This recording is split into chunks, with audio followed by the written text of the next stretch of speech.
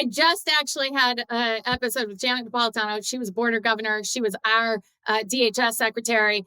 We were talking about the border. And here's the truth is that the lower border numbers were actually during her time, her tenure as DHS secretary than it was during the Trump administration. You guys and the love Biden that. administration has seen a massive number. I'm out. You've done went into my territory now. You done stepped into my territory on immigration. Let's talk.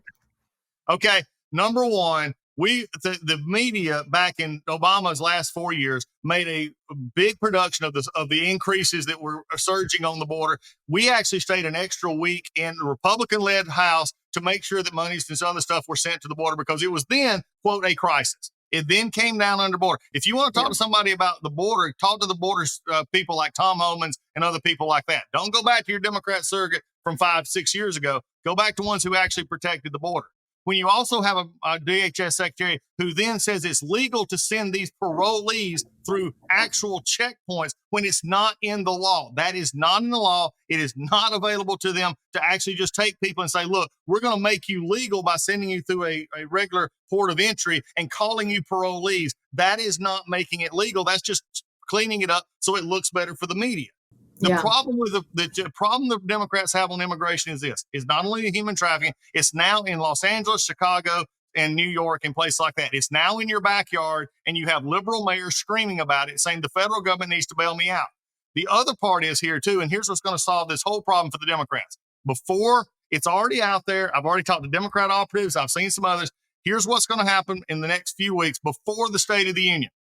You're going to see Joe Biden, who said, I can't do anything, is going to issue very Trump-like orders, executive orders. They're going to name them everything but Trump, and they're going to introduce them before the State of the Union, and the State of the Union is going to be, Joe Biden says, you didn't act, so I had to.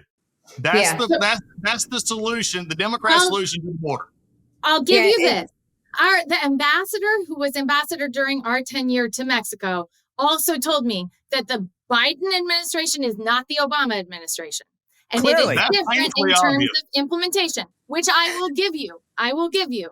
There are some things that have to be stronger in implementation, but the Republicans had a border bill that was 90% theirs. In the Senate. Wait, hold on. I appreciate you telling us that and bill they sucked. opted for inaction. No. That border bill was not 90%. That border bill was nowhere close to 90%. No. And I got you one better. Let me go back and show under Obama how they really think about immigration.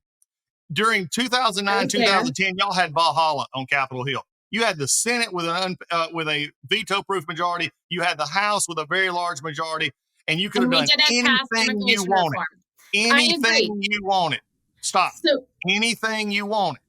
And you chose to do Obamacare, you chose to do Dodd-Frank, you chose to do climate work, and you never touched it. And if you don't believe me, go back and look at my tapes with Jared Polis on the floor of the House when they brought forward immigration bill saying we need to do something on immigration. And I reminded him of that Valhalla moment that y'all had. You chose to use the immigration system as a pawn and not fix it. If you wanted to, you had the opportunity. You didn't even have to negotiate with Republicans. You chose They didn't even not. know it was a problem. They had no idea it was a problem until... Hang on a second. They had no idea. Democrats had no idea it was a problem, and they planned to ignore it. The most shrewd, ballsy political move that I've ever seen, tell the truth, Sean, you know this is true, was when President Trump pulled that bill, or he told them to not do it because he wanted to use it as an election issue. And so now all the Democrats are saying, oh, well, they had the chance. I guarantee you, that when there was a conversation about whether or not to call Mitch McConnell and say, don't do that bill, I want to run on it. The choice is, oh gosh, voters are going to see that we had the chance and we didn't do anything, or they're going to see the open border that we fixed. So it's not really a choice. So that was a really killer, shrewd move by President Trump. To not fix the problem when you have an opportunity. Can I just say this? Here's the problem, though. Biden, I think Doug's right. He's going to get up at the State of the Union and talk about what he wants to do. Granted, it'll be a series of talking points, not action.